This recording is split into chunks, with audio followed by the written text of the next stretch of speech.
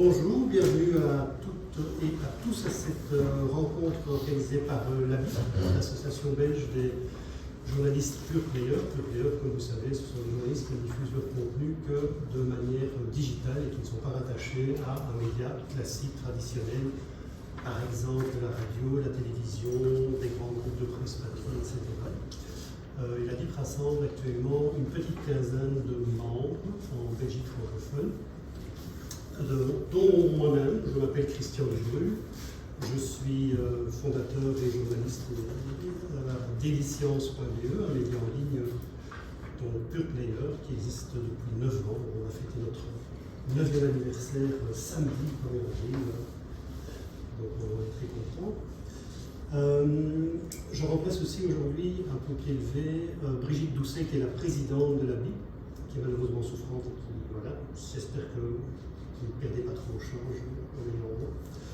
Et cette réunion, comme vous le savez, va tourner autour de l'intelligence artificielle, du journalisme, des limites de l'intelligence artificielle, de ce qu'est l'intelligence artificielle. Et pour en parler, ce sujet chaud depuis le mois de novembre, si je ne me trompe pas, de l'an dernier, avec ChatGPT. Et pour en parler, nous avons deux invités de marque.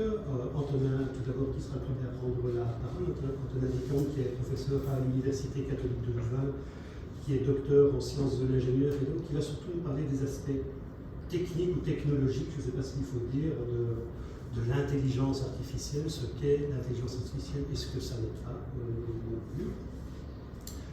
Et nous aurons aussi ensuite Alain Vassen, qui est, vous connaissez-vous, journaliste à la RTBF, et qui est vice-président du comité du conseil de déontologie journalistique belge, un organe d'autorégulation de la profession que vous connaissez sans doute si vous êtes journaliste professionnel. Le CDJ se penche sur des questions et des plaintes soumises par le public, peut-être par les autorités aussi, je ne sais pas, peut-être par les journalistes également. On en parlera avec Alain, et Alain abordera plus la partie, j'ai envie de dire, éthique et déontologique des applications de l'intelligence artificielle, l'utilisation de l'intelligence artificielle dans nos pratiques professionnelles. Et d'abord, je cède la parole à Antonin, et donc à toi le micro, et à toi l'écran, manifestement. Oui, en effet. Est-ce que je dois allumer un truc? Oui. Comme ça? Oui. Ah, vous m'entendez mieux? Parce qu'on a Bien, bonjour à toutes et tous. Voilà, en effet, comme l'a dit Christian, j'ai une formation d'ingénieur, mais je précise quand même que je suis qu'à l'UC Louvain, je suis prof en journalisme et en innovation média. Donc mon talk ici sera quand même fort axé sur l'intelligence artificielle dans le domaine des médias et du journalisme. Alors, je pense que le point de départ de cette conférence, ça a été, comme tu l'as dit, que depuis quelques semaines, quelques mois, et depuis novembre en particulier avec la sortie de ChatGPT, on a vu apparaître des outils qu'on appelle des outils d'intelligence artificielle générative, qui sont en mesure de produire du texte de manière très structurée, convaincante, etc., avec notamment ChatGPT, et puis des outils de génération d'images aussi, tels que Midjourney, Stable Diffusion ou DALL-E, on va en dire un mot, qui eux existent depuis un petit peu plus longtemps, mais se sont véritablement, énormément perfectionnés ces derniers temps, ces dernières semaines et ces derniers mois. Et donc on a vu apparaître oui, non, comme je suis un ingénieur, j'aime bien avoir des slides, et donc j'ai préparé des slides, j'espère que vous êtes OK avec ça. Donc vous êtes parti pour regarder pas mal sur le tableau. On a vu apparaître sur Internet toutes sortes d'images qui sont souvent de l'ordre de la satire ou de la parodie, mais qui évidemment posent question puisqu'elles sont de plus en plus crédibles, de plus en plus réalistes, on va dire. Ici avec Macron dans le cadre de la réforme des retraites, avec l'arrestation de Trump, avec Poutine qui s'agenouille devant Xi Jinping. Et donc on voit apparaître toutes ces images qui nous font dire, ok, il y a des outils qui sont disponibles, qui se voient appropriés par des citoyens, des journalistes ou toutes sortes de responsables, pour soit de la parodie ou de la satire, soit de l'information, soit de la désinformation, évidemment. On a vu également, peut-être que vous l'avez vu passer, cet article du Figaro, qui est assez récent sur une histoire d'escroquerie, enfin voilà, un travail journalistique tout à fait classique, j'ai envie de dire, mais qu'ils ont décidé d'illustrer par une image générée par une intelligence artificielle. Ici, en l'occurrence, une intelligence artificielle a généré cette image, c'est l'outil Midjourney. Alors il faut savoir qu'entre-temps, Le Figaro a retiré cette image, parce qu'ils ont été fort critiqués sur cette utilisation, et ont adopté, et on en parlera plus tard, notamment avec Alain, les questions de bonne pratique en matière d'intelligence artificielle au niveau des médias. Un autre exemple ici sur ChatGPT, qui est un exemple récent également, qui est un article de Nicolas Becquet de l'Écho, qui lui a décidé d'utiliser ChatGPT pour comprendre ce qu'était l'intelligence artificielle. Et je trouve qu'il a une démarche ici assez, à la fois une démarche méta, mais assez intelligente, c'est-à-dire qu'il a chaque fois indiqué tiens, qu'est-ce que ChatGPT me répond à cette question que je me pose vis-à-vis de l'intelligence artificielle et qu'est-ce qu'en pense le journaliste que je suis, et qui donc permet de mettre en perspective les réponses de ChatGPT, ce qui me semble être une approche intéressante pour à la fois utiliser cet outil et en même temps pouvoir en pointer éventuellement les limites et voir comment est-ce qu'on peut interagir avec cet outil. Et donc, c'est un petit peu sur base de ce constat qu'on voit apparaître toute cette hype autour de l'intelligence artificielle ces dernières semaines, ces derniers mois, qu'il serait peut-être bon de s'arrêter une seconde et de se dire, mais au fond, c'est quoi d'abord, comment ça fonctionne en gros. Rassurez-vous, je ne vais pas sortir des équations, des choses comme ça. Par contre, je risque de perdre ma voix avant la fin du talk. Le chat dans la gorge. J'ai un chat dans la gorge, exactement. Mais surtout, donc, comment ça fonctionne, mais quelles sont les limites de ces outils, et puis quelles sont les opportunités et les enjeux que l'on peut percevoir singulièrement dans le domaine des médias et du journalisme. Donc voilà, ça c'est un petit peu le plan de la présentation.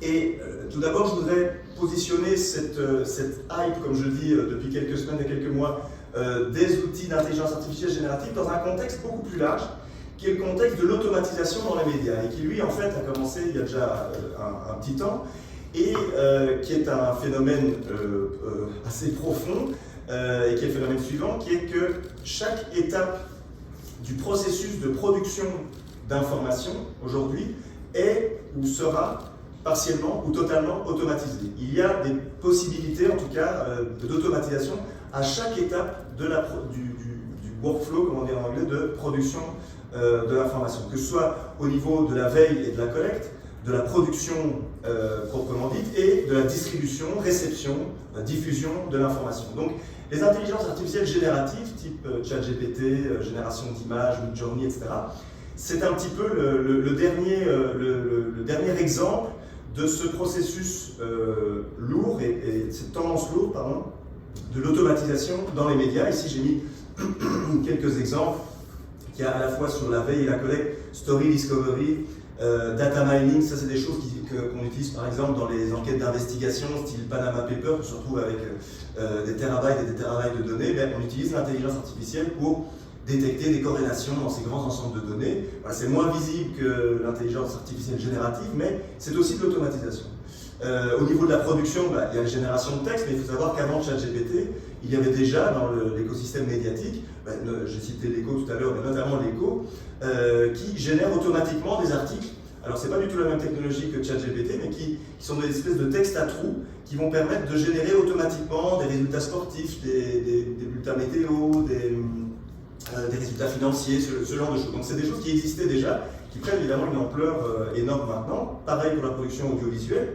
Et puis dans la distribution, réception, là ça fait des années qu'on a un traitement éditorial partiellement automatisé. Si vous allez sur Google News, la page d'accueil de Google News, elle est formatée en fonction de, si vous avez donné l'autorisation, en fonction de vos préférences, de vos profils, etc. Donc tout ça, c'est une forme d'automatisation, et ces intelligences artificielles génératives dont il est mention aujourd'hui, eh bien en fait c'est juste l'étape suivante dans cette tendance lourde de l'automatisation dans les médias. Donc, comme je le disais, le traitement automatisé des données touche toutes les étapes de la chaîne de production de l'info, et c'est ça qui est important par rapport à d'autres innovations technologiques. Ça affecte tant les aspects éditoriaux, on l'a vu avec les exemples que j'ai donnés, mais également ceux liés au marketing et également au business model des médias. C'est-à-dire que ça demande, et on le verra dans les enjeux, une mutation de la part des médias assez profonde, qui n'est pas uniquement due aux intelligences artificielles génératives, mais est due à cette tendance lourde de l'automatisation. Et donc, on s'achemine, on va voir l'exemple avec ChatGPT, vers une hybridation croissante entre le travail humain et le travail automatisé. Alors, j'utilise le mot hybridation à dessein, et je parle bien pas de remplacement, mais d'hybridation, c'est-à-dire qu'il va y avoir une collaboration plus grande entre les humains et la machine, et une évolution dès lors des pratiques professionnelles, des métiers des médias de manière générale. Et je vous propose qu'on regarde justement comment fonctionnerait cette hybridation, quelles en sont les limites et les opportunités dans le cadre de ChatGPT. Alors, très brièvement, comment ça fonctionne ChatGPT, et pourquoi j'explique comment ça fonctionne, c'est que ça va vous permettre de bien comprendre quelles en sont les limites. ChatGPT, c'est basé sur ce qu'on appelle un modèle de langage. GPT-3, maintenant, il y a quelques semaines, il y a GPT-4 qui est sorti. Voilà, ça n'arrête plus. Alors, un modèle de langage, c'est en fait, vous pouvez l'imaginer comme une architecture logicielle, un programme informatique, qui, au départ, ne connaît rien, mais à qui on va fournir un très très grand nombre de textes, et la machine, en lisant, en ingurgitant ces textes, va petit à petit parvenir à comprendre le langage, comprendre la signification des mots, et plus précisément comprendre la probabilité avec laquelle un mot va apparaître dans une suite de textes donnés. D'accord, je vais préciser ça dans un instant. Mais donc, pour construire un modèle de langage qui soit puissant, tel que ChatGPT, il faut rassembler énormément de données textuelles. Et un exemple comme ChatGPT, le modèle de langage GPT-3, GPT-4, par exemple, il a lu tout Wikipédia. Il faut savoir que tout Wikipédia, c'est environ 3% de ce que ChatGPT a lu. Donc ensuite, il y a énormément, la plupart des pages qui ont été scrollées sur Internet, énormément de livres. Donc, si vous voulez, on lui a vraiment donné à manger tous ces textes sans lui apprendre quoi que ce soit. On lui a juste dit ingurgite ces textes, lis ces textes, et à partir de là, donc on a nourri le modèle avec tous ces textes, et à partir de là, le modèle, de manière automatique, va apprendre. La notion d'apprentissage est cruciale dans ces outils. Le modèle va s'entraîner sur base de ces textes et va apprendre à comprendre la langue. Et j'insiste sur le fait de comprendre la langue et pas le monde que la langue décrit. J'y reviendrai dans un instant. Il va parvenir à comprendre la langue dans le sens d'une manière bien spécifique qui est la suivante, c'est-à-dire qu'on va lui donner des textes à trous en lui disant voici un texte, j'enlève ce mot-là, essaie de retrouver le mot que j'ai enlevé. Et en fait, il va s'entraîner comme ça des millions de fois et va parvenir en fait sur base d'une suite de textes donnés, il va parvenir à trouver le mot le plus probable qui va venir à la suite de ce texte qui a été donné. Donc, ce que fait ChatGPT, en fait, c'est uniquement sur base de votre question, sur base du texte que vous avez introduit, il va vous fournir la suite la plus probable de mots qui correspond au texte que vous avez introduit. Et c'est quelque chose d'assez fondamental à comprendre parce qu'on imagine, et on va le voir ensemble, directement les limites de ce type d'outil. Puisqu'il n'a pas une compréhension du monde, il a une compréhension de la langue. On lui donne une phrase et il est en mesure, sur base des millions et des millions de textes qu'il a lus, de donner la suite la plus probable au texte qu'on lui a donné en entrée. On va voir des exemples dans un instant. Et alors, quatrième étape, qui est une étape importante, c'est qu'il va falloir, après que le modèle se soit entraîné, il va falloir tester le modèle et l'améliorer. Et dans le cas de ChatGPT, il a été amélioré avec ce qu'on appelle du feedback humain. C'est-à-dire qu'on a demandé à des humains, comme vous et moi, de dire voilà, ici c'est les 5 sorties possibles de ChatGPT, classe sur base d'une requête donnée, classe-les par ordre de qualité. Et donc il y a des humains, et d'ailleurs il y a eu une polémique là-dessus parce que visiblement ils ont employé des personnes kenyanes en les payant très faiblement pour justement réaliser ce ranking des sorties de ChatGPT. Ça a été utilisé par la société OpenAI. Donc il y a un feedback humain qui va permettre de classer et d'améliorer petit à petit le modèle. Donc ça, en gros, c'est la manière dont fonctionne ChatGPT. ChatGPT, en fait, c'est basé sur GPT-3, c'est un réseau de neurones artificiels, un réseau de neurones profonds, deep learning en anglais, et qui a une particularité importante, Je donne tous ces éléments parce que ce sont tous les éléments qui nous permettront d'identifier les limites de cet outil. C'est-à-dire, c'est un réseau de neurones artificiels, donc on sait exactement ce qu'on lui donne en entrée, un ensemble de textes en très grand nombre. On sait ce qu'il a en sortie, puisqu'on voit ce que ChatGPT nous donne, mais on ne sait pas vraiment ce qui se passe dans les couches cachées. Et pour cause, ce ne sont pas des ingénieurs ou des experts en intelligence artificielle qui ont été codés ce qu'il y a dans le modèle ChatGPT. En fait, c'est le modèle lui-même qui a appris, qui s'est automatiquement paramétré sur base de ses entrées pour parvenir à donner les textes qu'il fournit en sortie. Donc il n'y a personne qui a été mettre les câbles lui-même dans cet outil.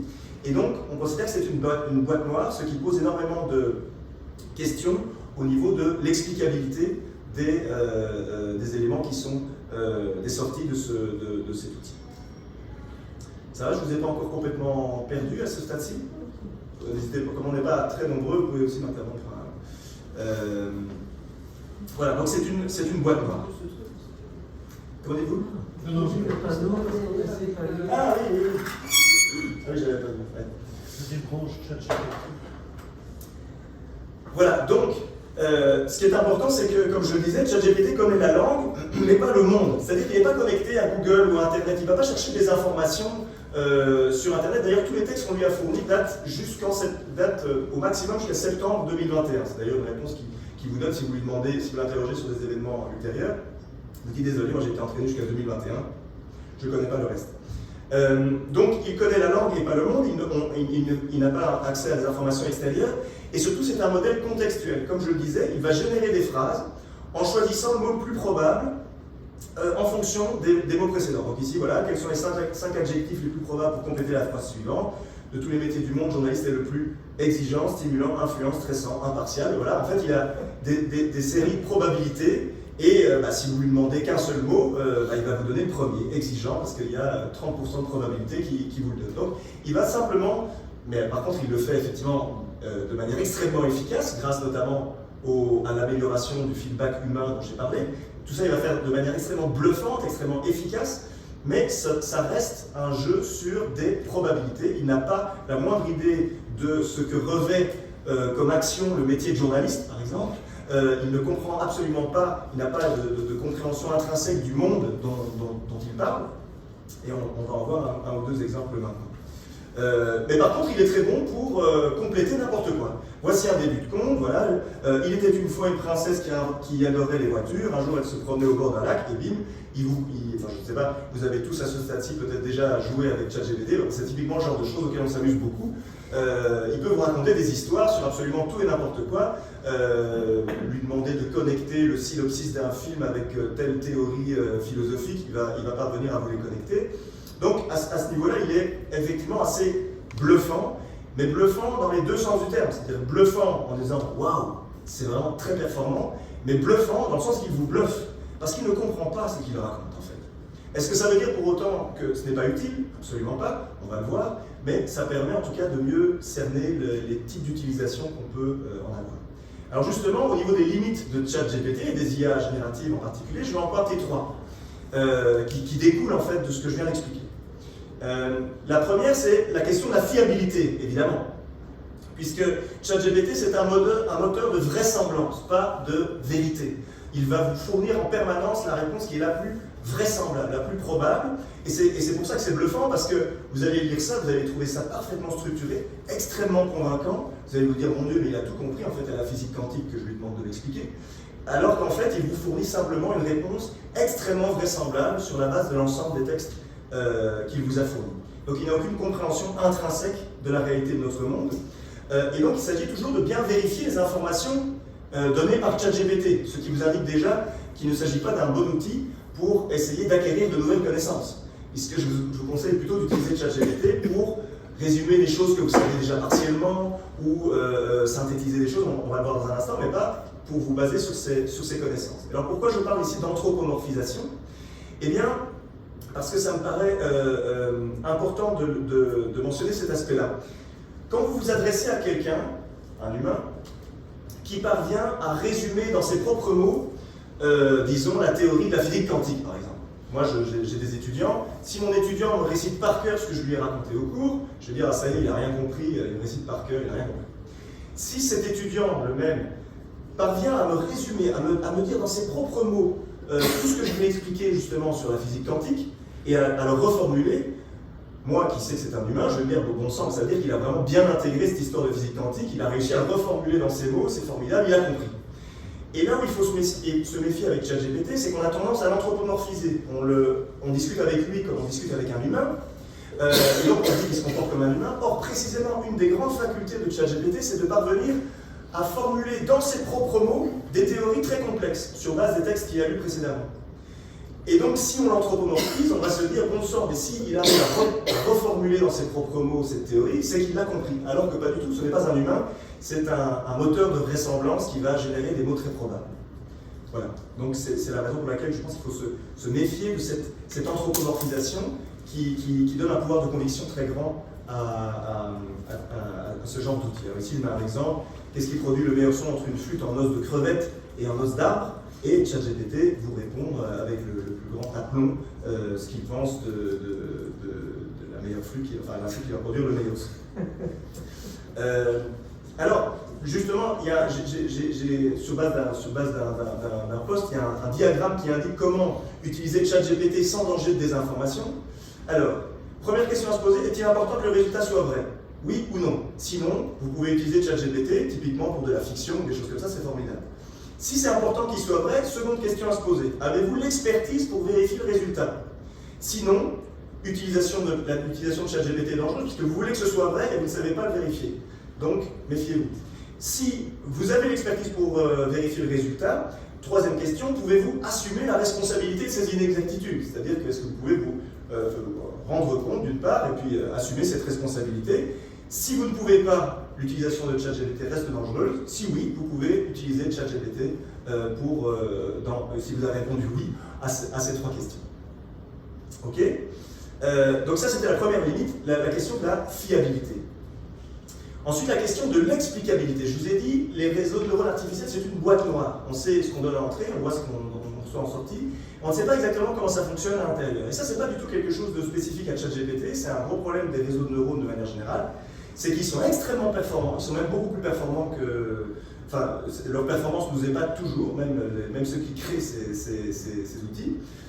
Mais c'est une boîte noire, c'est-à-dire qu'on a de gros problèmes à pouvoir, sur base d'une décision donnée, demander à l'outil, à ChatGPT ou à Midjourney d'ailleurs, mais sur quoi exactement, quelle brique d'information t'es-tu basé pour me donner cette information?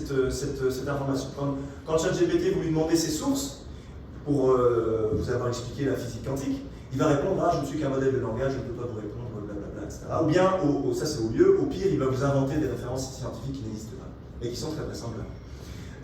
Pareil pour Midjourney, si vous voyez une image qui ressemble très fort au style d'un photographe que vous connaissez, vous allez lui demander ses sources, mais Midjourney va vous dire, non, mais je suis un...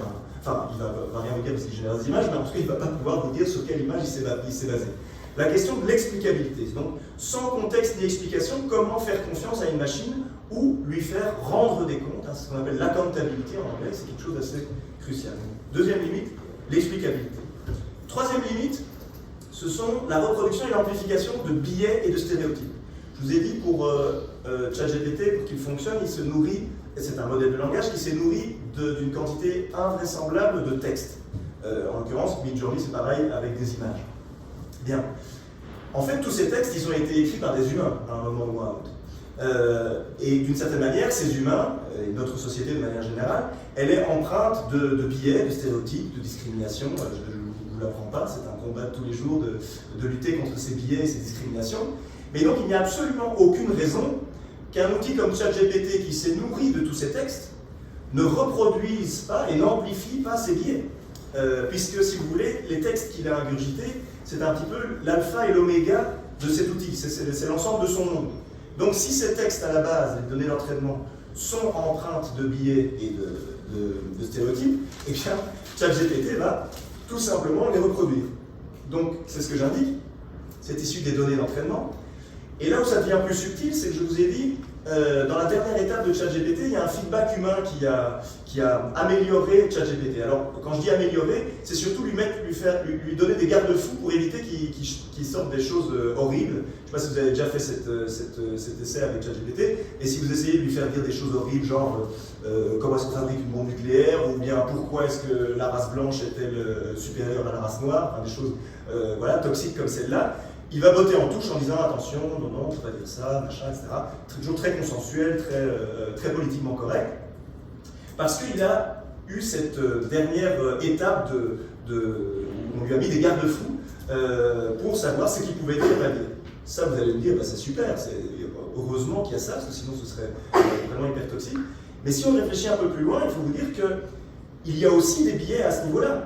C'est-à-dire que les personnes, les humains qui ont été recrutés par des boîtes de sous-traitance, etc., pour dire que telle réponse était OK et telle autre réponse n'était pas OK, ils sont aussi empreints de subjectivité, ils ont des valeurs, etc. Alors, dans ce cas-ci, la société OpenAI a peut-être la meilleure intention du monde, hein, on peut l'imaginer, enfin, voilà, surtout la meilleure intention de rentabilité économique du monde, mais c'est possiblement aligné avec le bien-être ou le bien commun. Mais il n'empêche que personne n'a décidé que ça devait être telle et telle personne qui imprimerait leur valeur dans cet outil. Donc vous voyez qu'il y a la question des biais, elle se pose de manière vraiment explicite sur les données d'entraînement, et de manière plus subtile, mais importante aussi, sur la façon dont le feedback humain est utilisé. Donc troisième limite, c'était les biais, les stéréotypes. Ici j'ai mis quelques exemples. Si vous demandez à Midjourney par exemple de créer des photos de gens qui font la fête, on se retrouve toujours avec des jeunes femmes blanches la plupart. Voilà, alors il y a moyen d'obtenir des hommes, mais c'est compliqué, mais ça reste toujours des hommes blancs. Donc là, il y a plein d'exemples à ce niveau-là. Il y a un site d'ailleurs très bien fait sur Hugging Face qui permet de mettre en évidence les stéréotypes de ce type d'outil. Ici, c'est un outil qui est utilisé notamment par la police aux États-Unis pour identifier le risque de récidive. Et il a été mis en lumière que cet outil, eh bien, typiquement, avait plutôt tendance à considérer que les personnes de couleur noire avaient un plus grand risque de récidive que les personnes de couleur blanche, malgré des track records en matière criminelle qui étaient soit similaires, soit même carrément déséquilibrés. Autre exemple ici avec ChatGPT, voilà. Peux-tu imaginer 10 noms de personnes pour un roman de fiction qui se passe à Bruxelles? Tous les personnages sont des personnes très intelligentes, donnent seulement leur nom et prénom. Voilà. On se retrouve quand même avec des noms et des prénoms qui sont assez communs et pas nécessairement représentatifs de la diversité de la population bruxelloise. Alors, est-ce que c'est dû au fait qu'on a mis Bruxelles, ou est-ce que c'est dû au fait qu'on a mis que les personnes devaient être très intelligentes? Je ne sais pas. Toujours est-il qu'on peut en tout cas observer qu'il n'y a pas vraiment d'inclusivité, disons, dans la réponse de ChatGPT. Donc voilà pour les limites: fiabilité, explicabilité, biais. Je suis complètement à la cour, là, comme ça. Un petit peu. Un peu. J'accélère. Il n'empêche, les limites, les opportunités, opportunités pour le métier de journaliste en particulier. La première, c'est de trouver des idées. Donc, sur base du fonctionnement que je vous ai décrit et des limites, on peut quand même utiliser ChatGPT dans le milieu des médias pour, d'une certaine manière, mais davantage comme un sparring partner, comme un collègue qui est toujours dispo H24 et qui va pouvoir vous challenger, que comme quelque chose ou quelqu'un qui vous remplacerait. C'est la raison pour laquelle je parlais d'hybridation tout à l'heure. Donc typiquement, trouver des idées, c'est quelque chose que ChatGPT peut faire très bien. Ça peut être utile pour trouver des idées de sujets, des angles, des titres, des sous-titres, etc. Ici, voilà, je dois écrire un article de presse sur la hausse des prix des coiffeurs à Bruxelles. Peux-tu me proposer 5 angles d'approche différents sur cette thématique? Donne 5 phrases courtes. Voilà, alors il vous propose 5 angles pour votre article. Donc ça, c'est le genre de choses sur lesquelles ChatGPT est très utile. Obtenir des infos. Alors j'ai dit attention, il ne faut pas utiliser ChatGPT pour des connaissances, mais ça n'empêche que c'est très utile pour traduire un texte par exemple, ou résumer un texte en quelques lignes, ou expliquer simplement une problématique que l'on comprend, mais une problématique complexe, mais que voilà, on aimerait bien en avoir un résumé assez facilement. Et bien ça, c'est des choses sur lesquelles ChatGPT peut vraiment être très utile. Ici, j'ai mis un texte en anglais que je lui demande de résumer en 5 phrases en français. et il va lire ce texte, le traduire et le résumer en 5 phrases. Donc c'est quelque chose que vous pourriez faire, vous allez pouvoir vérifier d'ailleurs facilement que le résultat est OK, mais ça va quand même vous permettre de faire cette tâche plus rapidement que sans ChatGPT. Et enfin, un outil également d'aide à la rédaction, puisque ça vous permet facilement de rédiger un draft à partir d'une structure ou à partir de bullet points.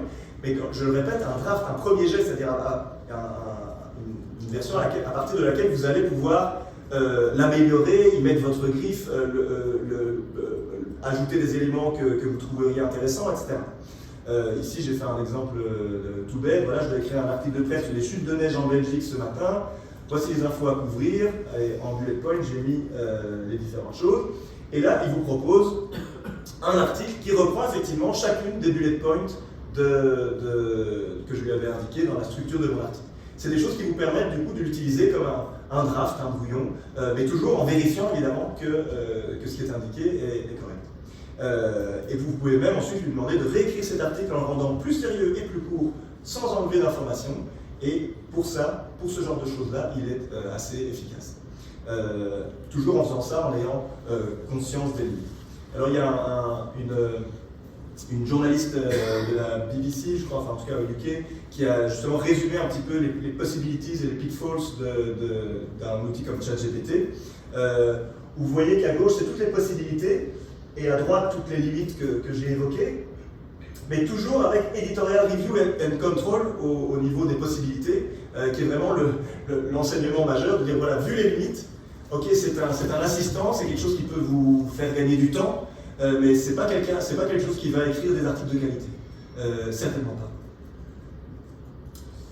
Et je terminerai avec les enjeux, justement pour faire le lien avec la deuxième partie de la présentation. Et j'en pointerai deux. Le premier, c'est la nécessaire mutation des rédactions, c'est-à-dire à deux niveaux, je vais y venir dans un instant, puisqu'on a vu qu'il y avait cette évolution et cette hybridation des pratiques professionnelles sur base des IA génératives, mais plus largement sur l'automatisation de la chaîne de production de l'info.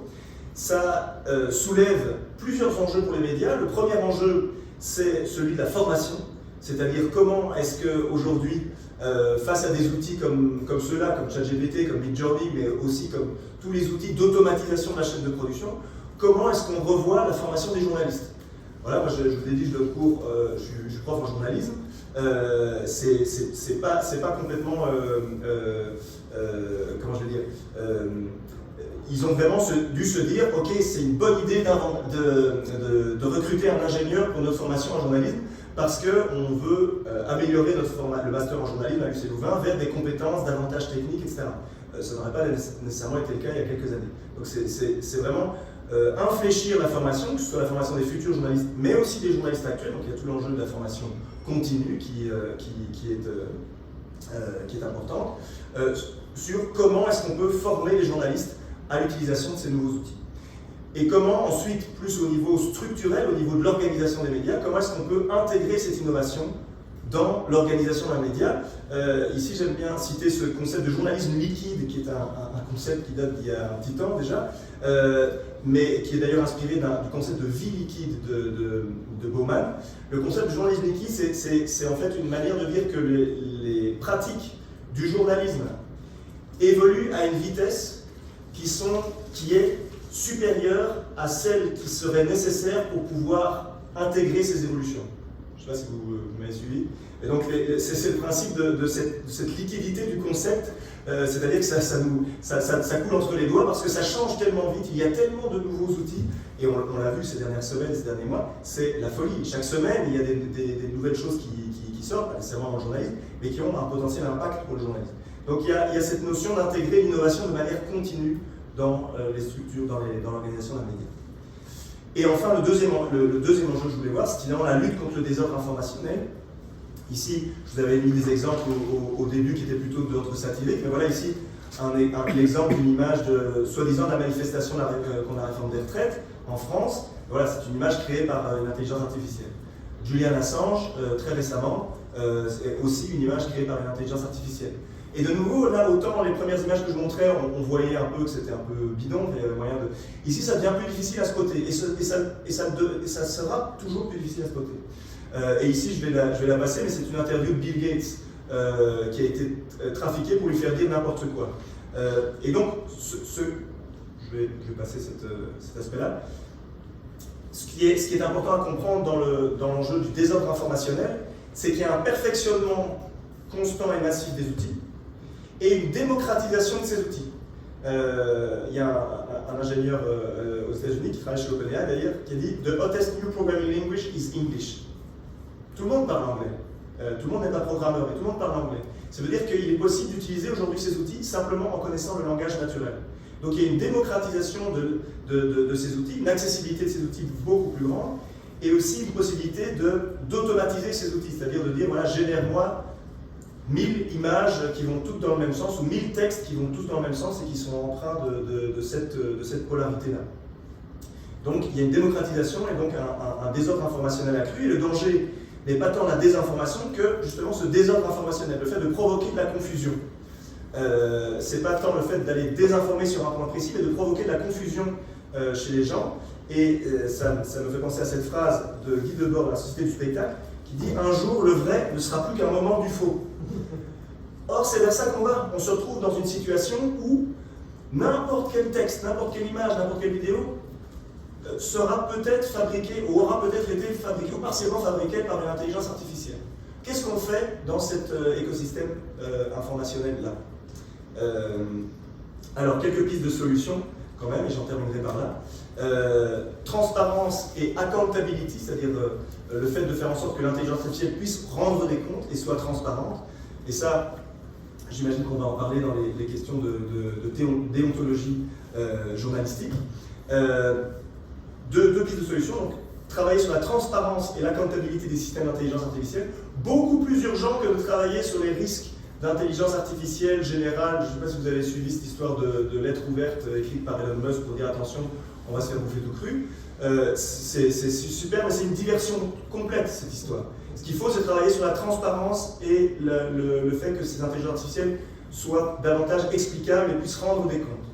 Et deuxième piste de solution, augmenter la littératie médiatique et algorithmique des citoyens. Leur dire attention, à partir d'aujourd'hui, tout ce que vous voyez, ça aura pu être fabriqué. Ça ne veut pas dire qu'il faut devenir complètement paranoïaque, mais ça veut dire qu'il faut développer des outils, éducation de médias, etc., pour apprendre à vérifier davantage l'information. Et donc là, les médias, évidemment, ont un rôle crucial à jouer. Donc ma conclusion, c'est que tout change, mais rien ne change. Tout change parce que les pratiques professionnelles changent, les organisations des médias, la production et la diffusion de l'info, tout est automatisé, tout change, à ce niveau-là en tout cas.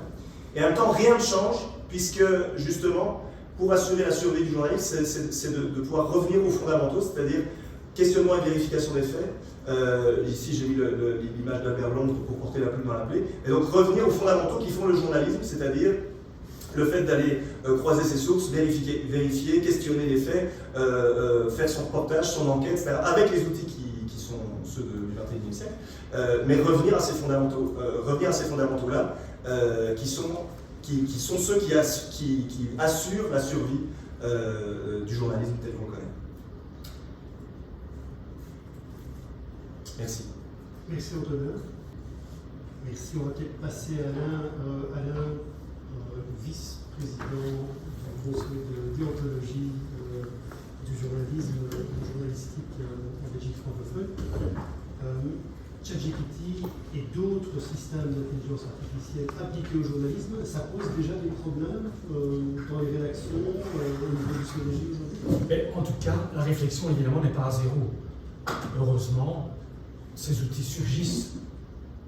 Chaque fois, nous prenons un petit peu de cours, mais la tendance lourde, je dirais, elle existe depuis quelques années. Donc là, on va voir que même par rapport à ChatGPT, on n'est pas totalement démunis pour non-armés dans les rédactions et en tant que journaliste.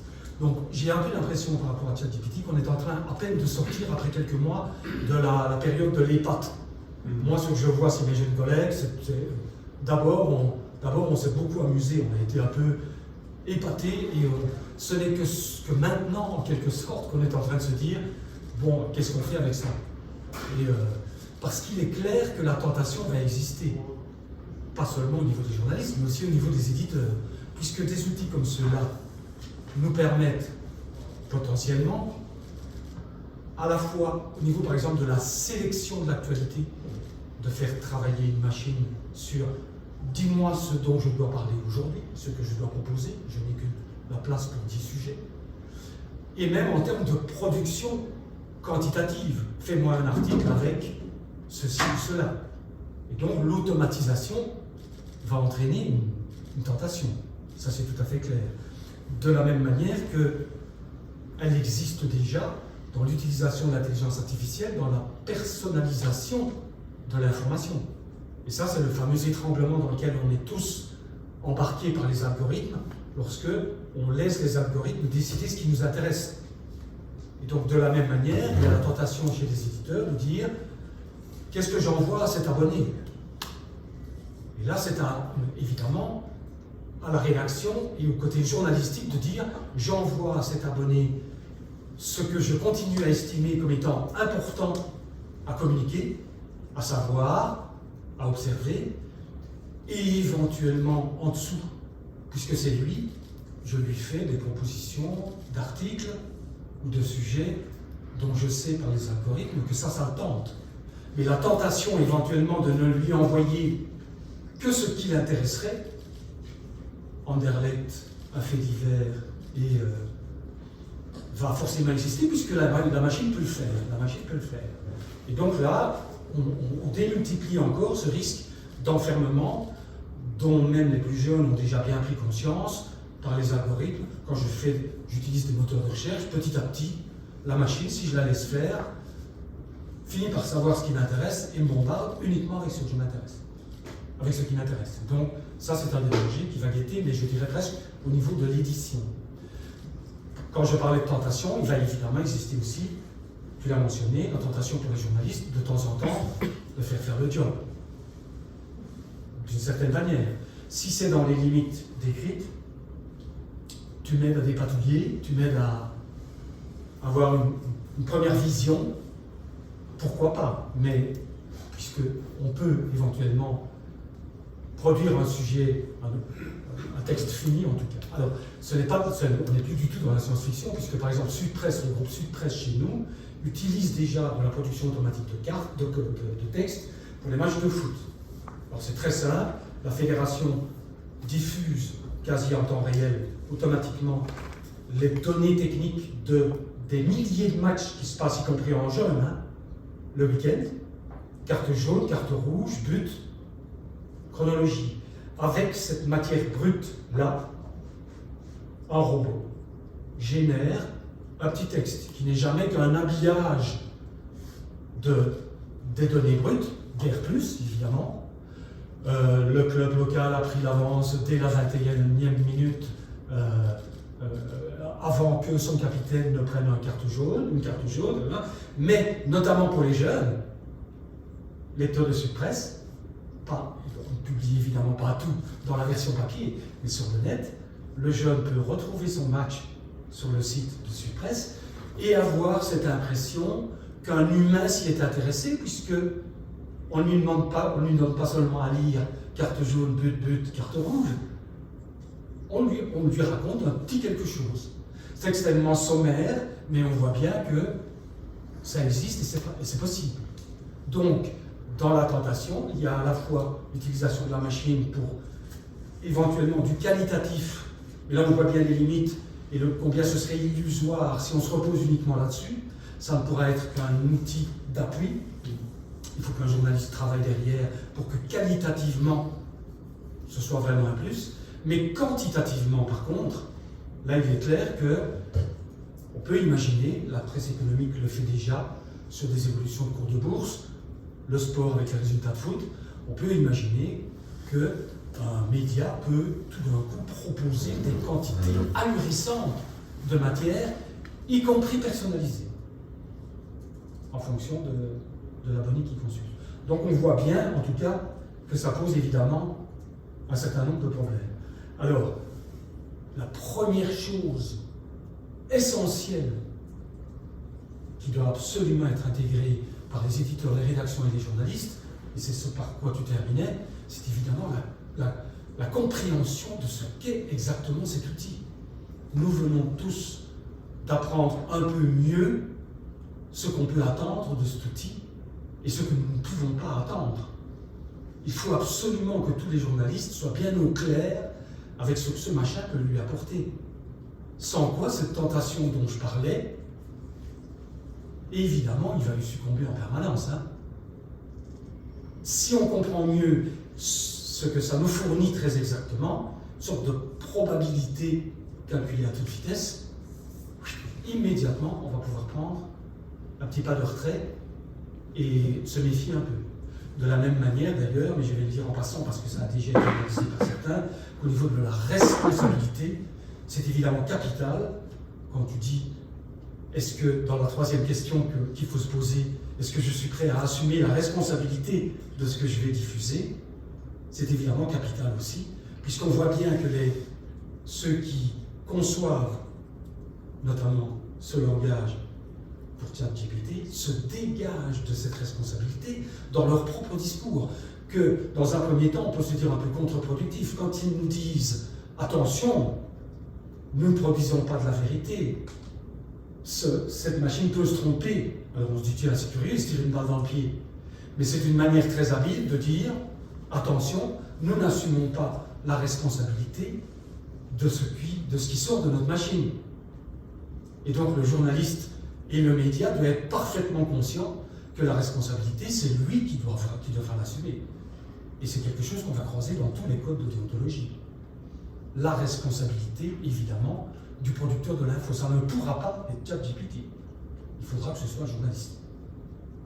Alors, quand je disais qu'on n'était pas à zéro, c'est que toute une série de bonnes pratiques, non seulement s'appliquent déjà malgré ce petit pas technologique, bon, je vais en donner quelques-unes, mais qu'en plus, il y a eu déjà un certain nombre de réflexions et d'ajustements par rapport à cette technologie de l'intelligence artificielle. Les premiers qui ont travaillé et qui ont produit un texte, c'est les Finlandais, ce sont nos collègues finlandais, dès 2019. Alors je vais, parce que comme c'est des textes, je vais vous dire ce qu'ils avaient épinglé. Dès 2019, comme garde-fou déontologique. Donc d'une part,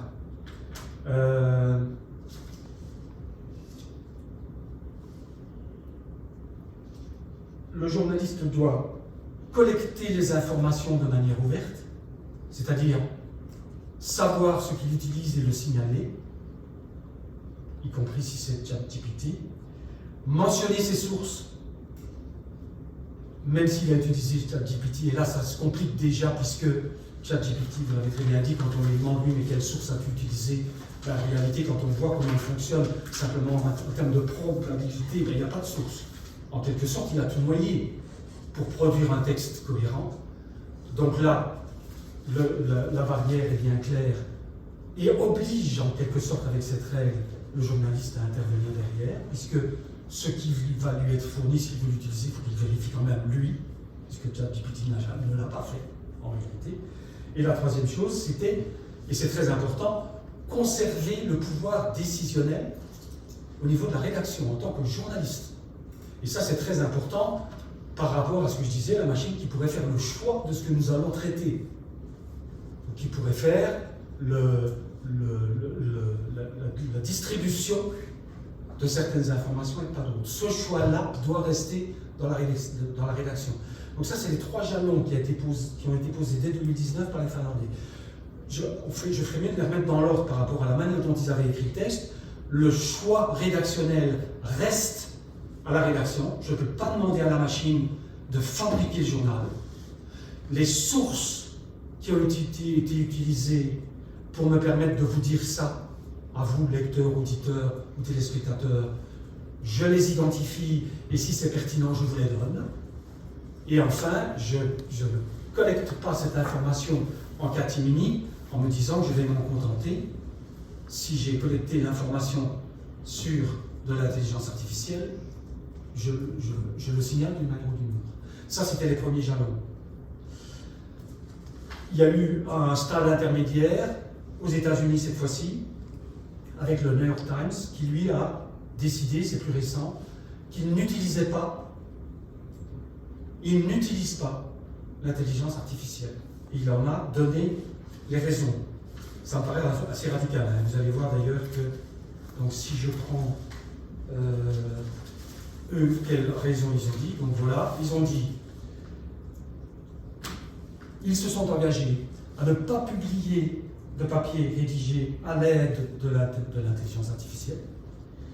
Ils se sont engagés à ne pas utiliser d'illustrations générées par l'intelligence artificielle. Ça renvoie à l'exemple du Figaro qui le fait, et puis à un moment donné qui le retire, prenant conscience sans doute, en tout cas dans un premier temps, de tout ce que ça peut induire dans celui qui la voit.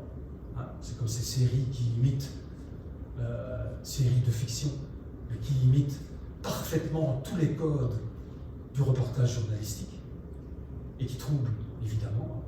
La RTBF est parfois borderline elle-même. Hein. Quand nous avons mis à l'antenne une longue série sur les tueurs du Brabant, qui est une fiction, ils prennent bien sûr, nous avons pris la précaution avant de dire que c'est une fiction. Sauf que, quand on a vu 10 épisodes sur les tueurs du Brabant, aussi bien foutu que ça, avec les codes images régulièrement utilisés de l'enquête journalistique, la caméra qui se faufile, etc., l'archive en noir et blanc. Mais qu'est-ce qui s'est imprimé dans chacun de nous, si ce n'est cette réalité-là? Que sait-on encore, qu'on nous a dit au début, que c'était en partie fictif? Nous avons évidemment installé durablement dans les esprits cette hypothèse-là qui a été choisie sur l'épisode des tueurs du Brabant, inévitablement. Donc cette confusion-là, elle est dangereuse. Le New York Times a dit, nous n'utilisons pas, on a pris l'engagement auprès de ses lecteurs d'images tirées de l'intelligence artificielle. Et enfin, utilisation de l'intelligence artificielle, malgré tout, pour approfondir les recherches sur un sujet. Donc, eux disent, le journaliste peut utiliser l'intelligence artificielle et ChatGPT pour travailler, en quelque sorte, et ça rejoint à la mise en garde qui était, ils ne se l'interdisent pas, mais ils prennent l'engagement. Nous ne publions pas un produit brut de l'intelligence artificielle, nous ne publions pas d'images. Il faudra probablement aller un pas plus loin, puisqu'on est à 2 doigts de la technologie qui va nous permettre de fabriquer une vidéo à partir d'un texte. C'est-à-dire que dans quelques mois, nous pourrons fournir ce qu'on fournit en demandant la question qu'il nous envoie gentiment de manière écrite. Nous pourrons lui dire, fabrique-moi une petite vidéo avec ce petit scénario. C'est un abîme, hein. Nous ne savons pas exactement devant quoi on est. Hein. Pas prêt de s'arrêter, je crois. Donc, j'aimais bien la fin, tout change mais rien ne change. Ça pourrait aussi être, je ne sais pas moi, on a l'air malin.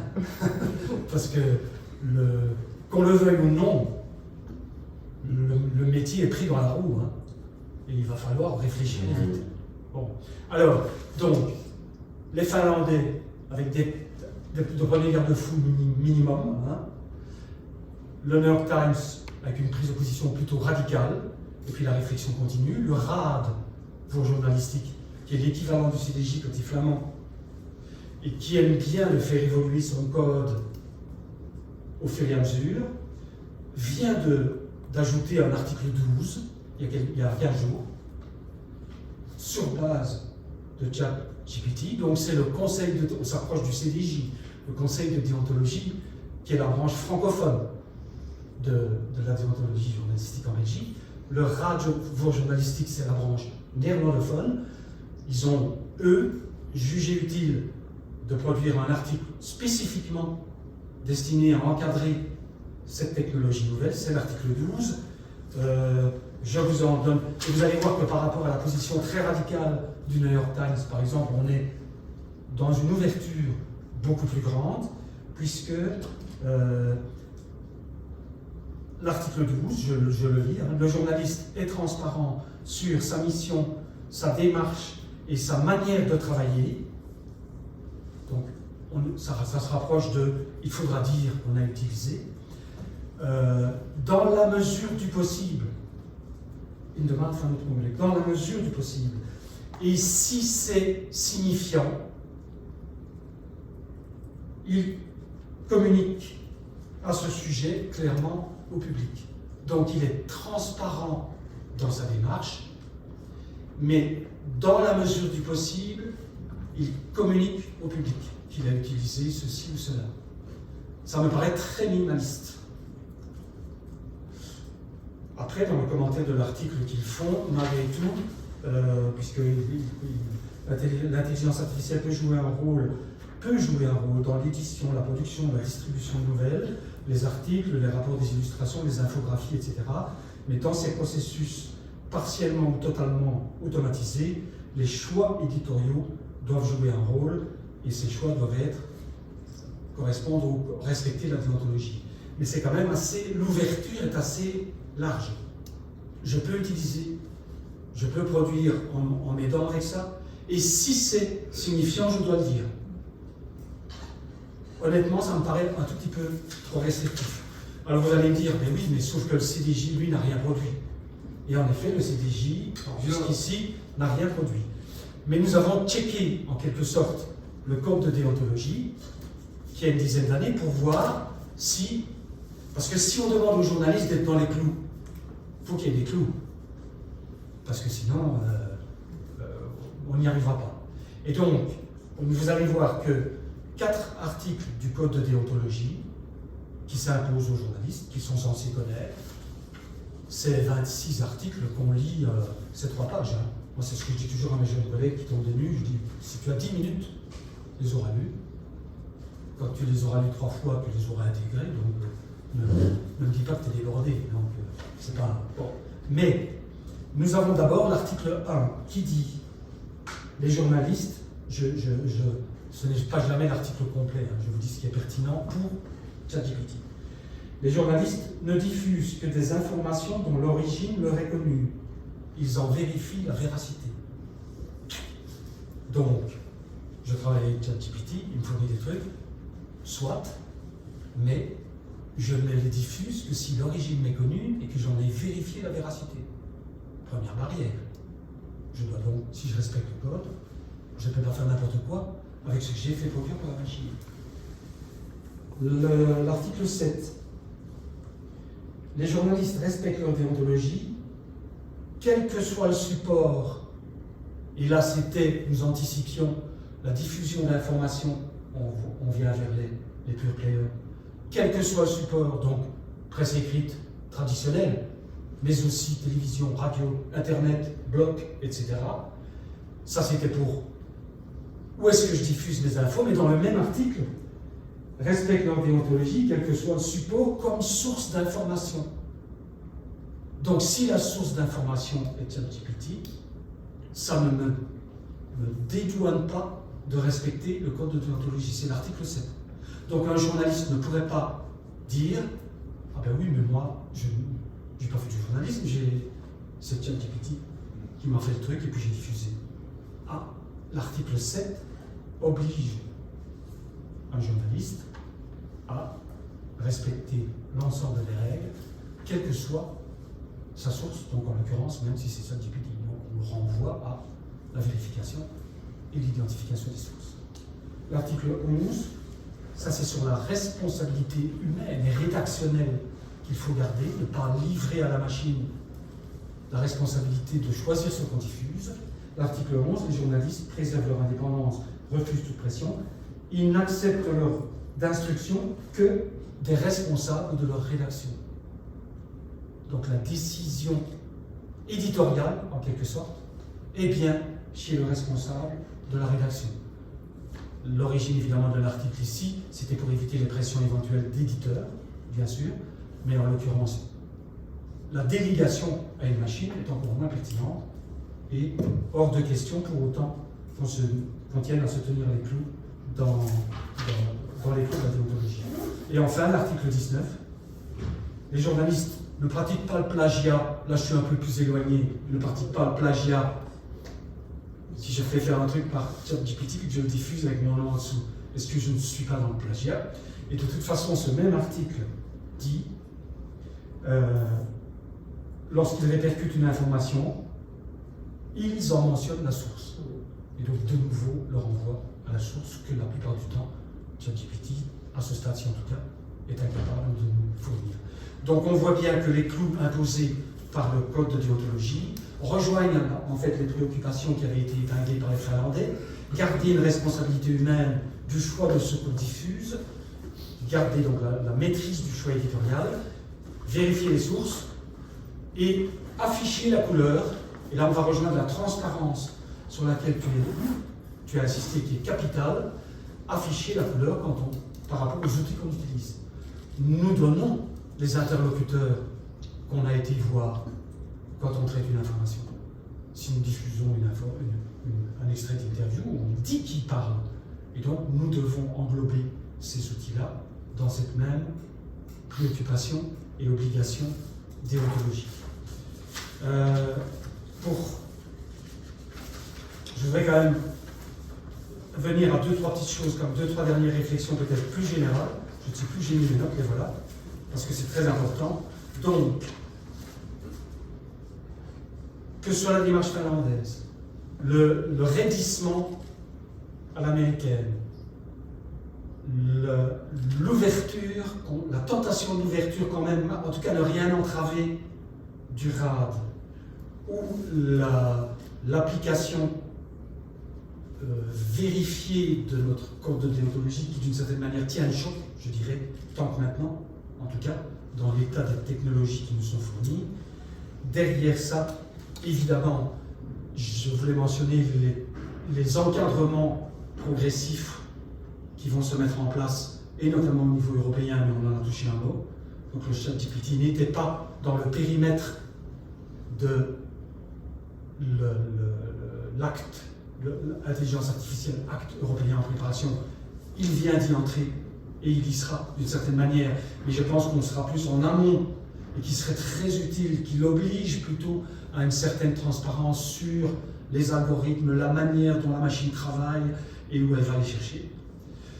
Mais je pense aussi qu'évidemment, ça va poser un problème aux journalistes de manière indirecte via les éditeurs, puisque toute cette matière dont tu nous as dit que ChatGPT avait été gavé, ce terreau d'informations dont on l'a gavé, il a été fabriqué par quelqu'un. Il est utilisé pour fabriquer les réponses. Que fait-on des problèmes de droit?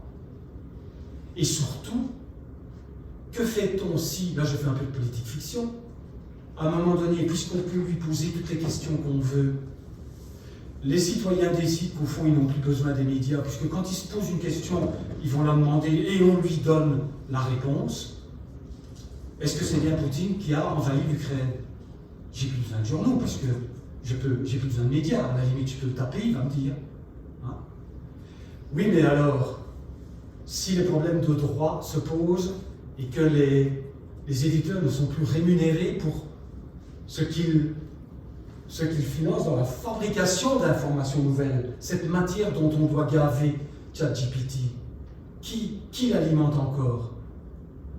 Et donc, va se poser inévitablement quand même le problème du travail de fond, qui est la nourriture de ChatGPT, et qu'il faut absolument, c'est la survie même de la presse, du média et de l'information, continuer à alimenter, tout simplement. Il s'est arrêté en 2021. Mais il va vouloir, ChatGPT ne va pas vouloir rester indéfiniment là-dessus. Il va vouloir de la matière aussi pour la suite. Et qui la fournit? Hein? Et comment la finance-t-on? Donc là, il y a un vrai problème qui se pose, plus aux éditeurs, mais indirectement du coup aux journalistes, puisque nous sommes journalistes, et parce que des structures trouvent les moyens de nous payer pour nous consacrer tout notre temps. Donc, voilà. Deuxième élément en termes de politique fiction, ce qu'on a vu apparaître dans le cinéma, dont on a mis quelques années avant de se prémunir en obligeant la mention, le placement de produits. Attention à un ChatGPT où il y aurait du placement d'idées, en quelque sorte, ou du placement d'idéologie, puisqu'on le voit bien, il travaille sur de la statistique. Donc si on le gave préférentiellement avec telle ou telle conception du monde, eh ben, il va nous la ressortir sans arrêt. Donc, pour ça que je pensais au placement de produit. Placement de produit dans un film, on doit dire. Placement d'idéologie dans ChatGPT, on retombe sur la transparence de la manière dont la machine est conçue, parce que sinon, on est en grande difficulté. Ça fait évidemment écho aussi à cette compétence indispensable que tu évoquais du journaliste qui doit être à même, c'était la question 2 du petit graphique, que j'ai bien intégré, à même de juger de la pertinence de ce qu'on lui fournit. Et donc, l'importance du journaliste qui subsiste parce que quand je dis idéologie, il pourrait aussi avoir à juger de cela, évidemment. Hein. Pour le moment, le ChatGPT semble avoir été bien entraîné pour être politiquement correct, comme on dit. Et on sait très bien que les choses sont plus en nuance dans des évolutions idéologiques, par exemple. Donc, prudence aussi par rapport à cela. Et donc, pour mettre un chapeau dessus tout ça, moi je dirais que la clé de tout cela va être la transparence, très exactement, parce que ce que cette machine va entraîner, inévitablement, c'est une croissance exponentielle de ce qui sape déjà tout notre job depuis 10 ans, c'est la défiance. Donc vous savez que les citoyens ont appris à douter, ça c'était sain. Progressivement, ils apprennent à suspecter, c'est-à-dire qu'on ne se contente plus de se dire « je voudrais bien être sûr de ce qu'on me dit », on part du principe premier qu'on cherche certainement à me tromper quelque part. C'est la suspicion par rapport au doute. Tu as tout à fait raison qu'il faut signaler à tout le monde « attention, à partir de maintenant, tout ce que vous voyez, tout ce que vous lisez peut avoir été fabriqué par une intelligence artificielle. » Mais comment allons-nous faire par rapport à cette mise en garde qui est salutaire, indispensable, pour ne pas alimenter la roue de cette suspicion qui est en train petit à petit de nous étrangler et qui pèse aussi sur les journalistes qui sont régulièrement attaqués. Nous sommes forcément manipulés par on ne sait trop quoi, par on ne sait trop qui, pour affirmer des choses. Et donc là, on est dans un vrai défi, mais avec peut-être une éclaircie, c'est que si la méfiance devient pire que jamais, alors la confiance devient une valeur en hausse. Et si nous relevons le défi dans nos médias de maintenir, de restaurer un peu, et de maintenir la confiance par la transparence, par exemple, alors on a une petite chance, parce que la confiance va devenir une denrée rare et de grande valeur. Si nous arrivons à en être les garants, alors il y a une vraie éclaircie pour les médias, le journalisme. Mais ce ne sera pas facile.